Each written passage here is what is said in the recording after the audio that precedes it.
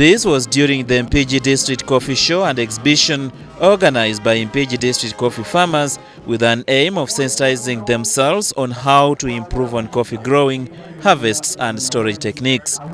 Officials from the Uganda Coffee Development Authority, Cafe Africa and the Mpigi District Coffee Stakeholders Platform noted that availing free coffee seedlings to farmers without maintaining a good harvest and storage will keep the Uganda coffee exports low. Our intention is that we want a coffee extension staff in every district.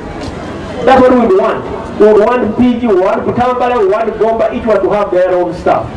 But we are restricted because government says they want to harmonize the whole extension system. And we hope you will take it up so that this is speeded up, so that the farmers benefit. Farmers need service. In the coffee exports, which is wonderful. But coffee doesn't grow all in its own. It has to be planted, it has to be looked after, it has to be harvested. So it's all up to you, the farmers. You are the important people. The theme of today's show is sustainable coffee production for higher incomes. Officials noted that though Uganda exports about 350,000 tons of coffee annually, the figure is still low compared to other countries competing for the world market. The low export has been blamed on poor harvest and storage, which needs to be discouraged among farmers.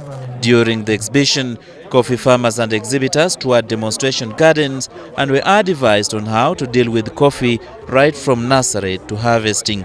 There were, however, concerns that some leaders would retain coffee seedlings that they are given to distribute to the locals. Farmers, however, said the major problems they face in coffee production include coffee bacteria, expensive pesticide, and poor climate.